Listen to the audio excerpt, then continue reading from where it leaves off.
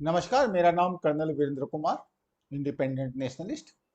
अभी पिछले वाला जो वीडियो मैंने बनाया था वो बेसिकली सेंगोल के ऊपर बनाया था। मैंने उसकी पूरी डिटेल्स दी थी। आज मोदी जी ने नई पार्लियामेंट बिल्डिंग का इनॉग्रेशन कर दिया, सेंगोल की स्थापना हो गई।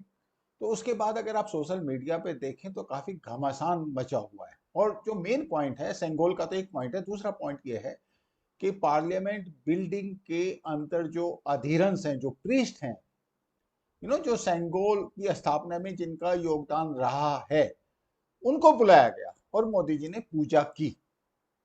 तो ऑब्वियसली ये क्वेश्चन तो नॉर्मली आता है कि हमारा एक सेकुलर कंट्री है, वो ठीक है, आपने 78 में ही इसको सेकुलर प्रिम्बल में आपने डाला, लेकिन उससे पहले भी ऐसा नहीं कि ये सेकुलर कंट्री नहीं था या उसके बाद नहीं है। हमारा जो सोशल कंडक्ट है और कॉन्स्टिट्यूशन हमारा सेकुलर है, गवर्नेंस सेकुलर है और ये उसी तरीके से रहने वाली है। लेकिन काफी लोगों का क्वेश्चन ये है कि अगर आप बाकी कंट्रीज को देखें, यूरोपियन कंट्रीज को देखें, यूएसए को देखें, यूके को देखें, तो वो बिल्कुल सेकुलर है। तो मैंने सोचा कि इसके ऊपर एक छोटी सी इन्वेस्टिगेशन कर ली जाए। तो मैं वो investigation of course social media के थ्रू ही कर रहा हूं, तो आपके साथ में शेयर करता हूं। तो पहले जो ट्वीट मैं आपको दिखा रहा हूं ये कोगिटो का है, बड़ा रिलायबल सा हैंडल है। इन्होंने सागरिका सागरिका घोष, जो राजदीप सरदेसाई की वाइफ है, उसके किसी ट्वीट को उन्होंने कोट किया है। उन्होंने क्या लिखा है सागरिका ने कि religious symbols were not part of the world view in 1947 when we got independence. अब 2023 में क्या हो गया, मतलब उन्होंने एक तरीके से पॉट शॉट लिया कि अभी क्या हो गया जो आप सेंगोल की भी स्थापना कर रहे हो, प्रीस्ट जो है वो पार्लियामेंट बिल्डिंग में भी आ रहे हैं, मोदी जी उनको नमस्कार भी कर रहे हैं दंडवत लेट के, ऑल दोज थिंग्स। तो कोगिटो का फिर ये ओपिनियन आया, ये ट्वीट आया। Today, UK Parliament has 26 seats reserved for bishops of Church of England. Till 2015, for 400 years, there was not one female bishop chosen. उसके बाद तो of course female भी आई. That is what actually this handle is saying. 92 seats in UK Parliament are filled on hereditary basis based on birth. These hereditary seats called peers are reserved for the royal families of UK because वहाँ पे monarchy है. UK democratic reputation is untouched despite reserving 12% of its parliament exclusively for white Christian males for 4 centuries.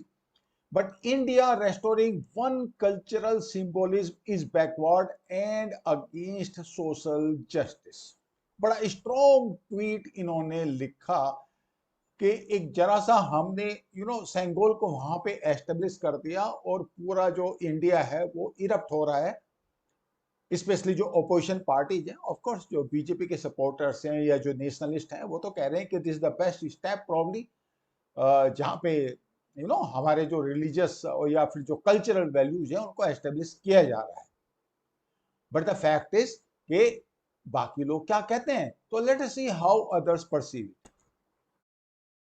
तो उसी Twitter handle ने क्या लिखा है, UK continues to uphold the religiosity with church representation in its highest law making body, but narrow throughout our 5,000 year civilization in 1947 just to win approval of the West कि ये तो बड़ी secular democracy है and all that. Of course हम हमेशा से secular रहे because सनातन धर्म is basically secular. The white man always asks you to strip yourself of the things he will never give up himself.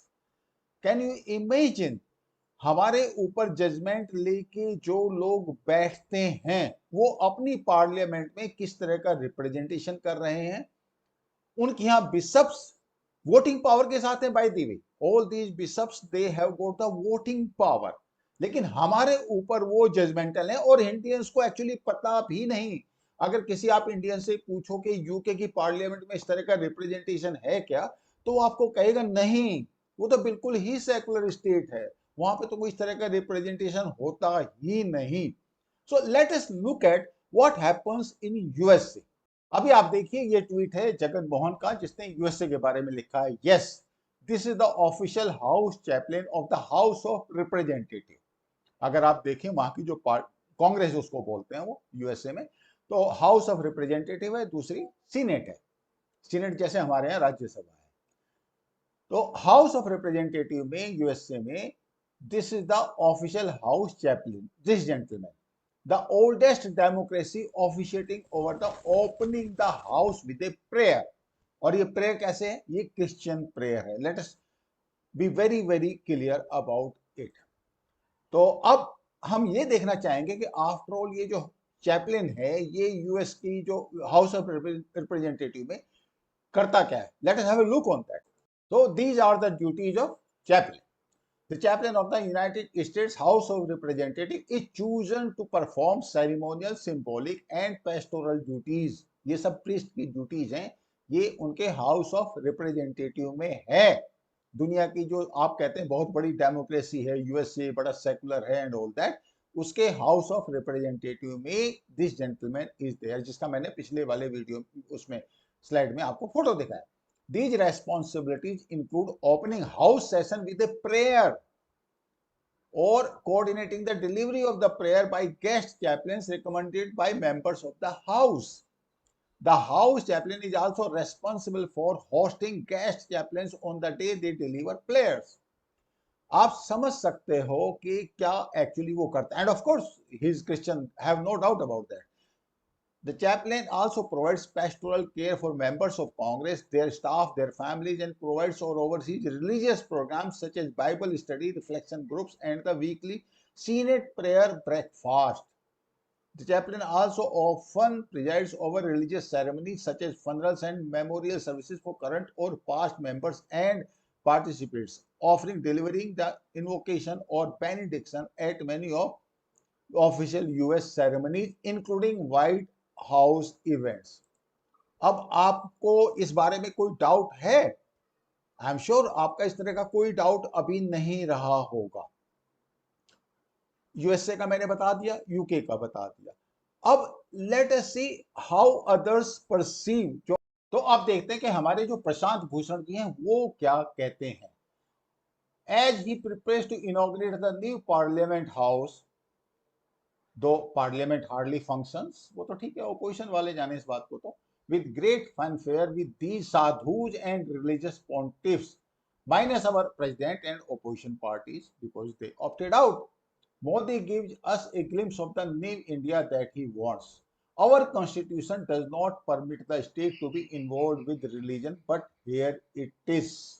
तो काफी लोगों का ये आर्ग्यूमेंट अब शुरू हो चुका है, स्पेशली जो अपोजिशन लीडर्स हैं उनका, कि ये हिंदू राष्ट्र की स्थापना की शुरुआत हो चुकी, क्योंकि डिफेक्टो पार्लियामेंट में जो संत महात्मा है वो पहुंच गए, पूजा पहुंच गई, बट द फैक्ट रिमेन्स कि वहां पे सब धर्मों की प्रार्थना भी हुई है, there is no doubt about that. लेकिन साथ में जो मेन जो फंक्शन है वो बेसिकली सनातन धर्म ओरिएंटेड है, इसमें कोई भी शक वाली बात नहीं है. तो बाकी लोग अगर इसको इस तरीके से परसीव करते हैं कि ये हिंदू राष्ट्र की स्थापना की एक शुरुआत हो चुकी, क्योंकि पार्लियामेंट तो after all that is the temple of democracy, और वहीं पे आपने सेंगोल की स्थापना कर दी, वहीं पे आपने पूजा कर दी, तो काफी लोगों को इस तरह का इंप्रेशन तो जरूर पड़ेगा. इसमें कोई भी शक नहीं है कि अब जो ओपोजिशन के पास एक बहुत बड़ा टूल एक्चुअली बीजेपी ने दिया है, अब उसका फायदा होगा कि नुकसान होगा, that is all together a different issue. मैं पॉलिटिकल फायदे और नुकसान की बात कर रहा हूं, लेकिन साथ में परसीव क्या किया जा रहा है. और ये जो सनातन प्रभात, ये जो ट्विटर हैंडल है, इन्होंने क्या बोला है, इंडिया नीड्स राम राज्य not Hindu Rashtra. Swami Avimukteshwaranand Jyotishpeeth, he says that Hindu Rashtra will lead to Ram Rajya. Hence, establishing Hindu Rashtra should be the first priority. He has made it very, very clear. Now, question क्या है कि after all Ram राज्य क्या है? सबके दिमाग में question आने वाला है. अब इसमें जब आप देखें तो अगर आप ओरिजिनल जो कॉन्स्टिट्यूशन की जो कॉपी है उसको अगर आप देखें तो उस पे एक्चुअली कई जगह पे मर्यादा पुरुषोत्तम राम की इमेज बनी हुई है, जो ओरिजिनल मैन्युस्क्रिप्ट कॉपी है. इसका मतलब क्या हुआ, जो कंसेप्ट था, कॉन्स्टिट्यूशन की बात कर रहा हूं मैं, जो कॉन्स्टिट्यूशन में जो कंसेप्ट था जस्टिस का, सब लोगों को साथ लेके चलने का, इक्वलिटी का, या development of bonding and all that, social justice की जब बात करेंगे उसका, तो वो जो कंसेप्ट है बेसिकली वो राम राज्य की तरफ लोगों को लेके जा रहा था। और यही बात इन जो स्वामी जी हैं उन्होंने ये बात कही, क्योंकि ये इनहेरेंट है। जब आप राम राज्य की स्थापना करना चाहते हैं तो इसका मतलब ये है कि सब धर्मों को आप साथ लेके चलेंगे, आप किसी के साथ इनजस्टिस नहीं कर सकते। और इसीलिए आप वसुधैव कुटुंबकम की जब बात करेंगे तो उसका मतलब यही है। सनातन धर्म में जब भी कोई पूजा होती है तो उसकी एंडिंग कैसे होती है? उसकी एंडिंग इसी बात से होती है कि विश्व का कल्याण हो। और वो कल्याण ऑब्वियसली इसका मतलब है कि सब धर्मों का, सब सेक्ट्स का, सबका कल्याण हो, ये बिल्कुल क्लियर है। मैंने आपको यूएसए का और यूके का एग्जाम्पल दिया, तो यहाँ पे एक जो ट्विटर हैंडल है, आप देखो इंडिया में जो लोग सोशल मीडिया पे एक्टिव हैं उनमें से कई लोग कितने रेस्पॉन्सिबली बात करते हैं, they find out a balance. और मुझे लगा कि ये ट्वीट मैं आपको जरूर दिखाऊं। जितेंद्र माहेश्वरी का है, उसने कहा we may not want to become like UK because it is formed on the basis of state religion of Christianity, but nevertheless we are proud of our rich cultural heritage and Sangol of India is one such symbol and rightly installed at the right place। आप देखो कि कितना responsible tweet ये है, और इससे बिल्कुल साफ पता चलता है कि जो इनके मन में है, जो थॉट प्रोसेस है, उसमें यह है कि सब धर्मों के लिए बिल्कुल एक सा भाव। इसमें तो कोई भी शक वाली बात नहीं होनी चाहिए कि इंडिया का जो पार्टीशन है वो बेसिकली रिलीजन के बेसिस पे हुआ था। लेकिन साथ में ये भी जानना बहुत जरूरी है, जो सनातन धर्म है वो सब रिलीजन्स को एक्सेप्ट करता है, उसमें कोई भी मतलब एम्बिगुटी वाली बात नहीं है। अब मैं आपको एक ट्विटर हैंडल दिखाना चाहूंगा जो एक बड़े रिनाउंड प्रोफेसर का है, and of course he is a western professor. Let's have a look on that. अब देखिए इन प्रोफेसर साहब का नाम है प्रोफेसर एन जॉन कैम्प। बहुत अच्छा लिखा है इन्होंने, India's new parliament officially ends Nehru Ira.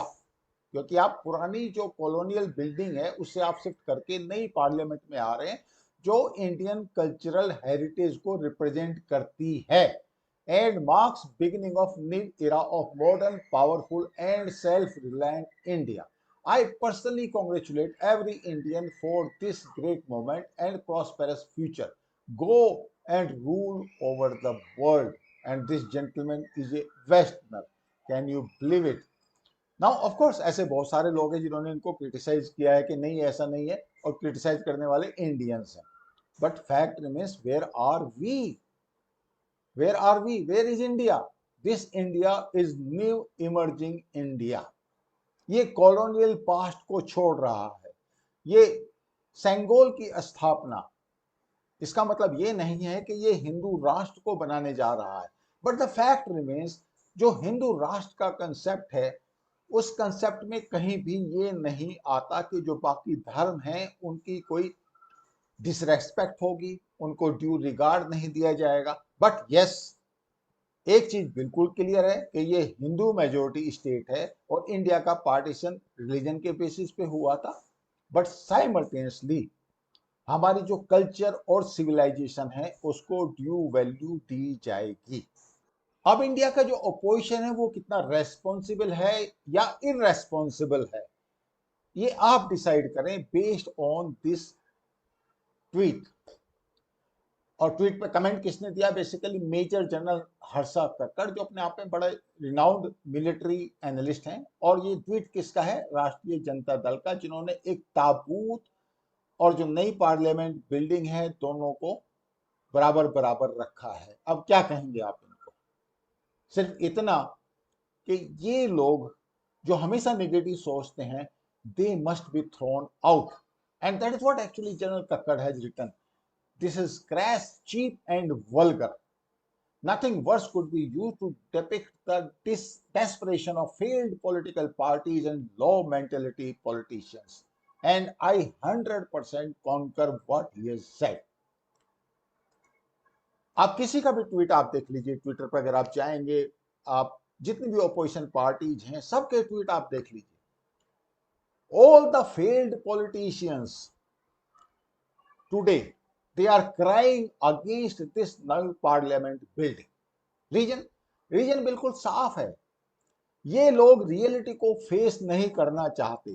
They do not want to face the situation where they are irrelevant with their old thinking, old family dynasty which they are trying to prosper। चाहे आप अखिलेश को लगा लीजिए, चाहे आप लालू को लगा लीजिए, सबकी एक फैमिली लीगेसी है और मोदी जी उस फैमिली लीगेसी को खत्म करके एक इंडिया की, भारतवर्ष की कल्चर और सिविलाइजेशन के ऊपर एक नई लीगेसी क्रिएट करना चाहते हैं जिसमें उनका कोई पर्सनल स्टेक्स नहीं है। लोग कंपेयर करते हैं इंडिया को कि इंडिया इतना कम्युनल हो गया and all that, but the fact remains, I have shown you how exactly Christianity is ruling British Parliament, Britain, same is applicable for USA। और इंडिया में अगर 5000 साल पुराना सिविलाइजेशन है, अगर हमने एक सेंगोल एस्टेब्लिश कर दिया नई पार्लियामेंट में, तो उसके ऊपर लोग इतना शोर मचा रहे हैं as if India has done a crime. और यही बात मुझे मोदी जी की सबसे अच्छी लगती है। मोदी जी इज अनएपोलोजेटिकली हिंदू, और ऐसे हिंदू जो सब धर्मों का सम्मान करते हैं और चाहते हैं कि हम इंडियंस भी सब धर्मों का सम्मान करें, and that is in consonance with Indian culture and civilisation. I hope you like this narration. Thank you so much. I will see you in next video. लेकिन मेरी आपसे रिक्वेस्ट ये रहेगी कि एक बार प्लीज शेयर, सब्सक्राइब, अगर आप criticise भी करना चाहें तो you are most welcome, there is absolutely no issue, but subscribe in any case. Thank you so much. I will see you in next video.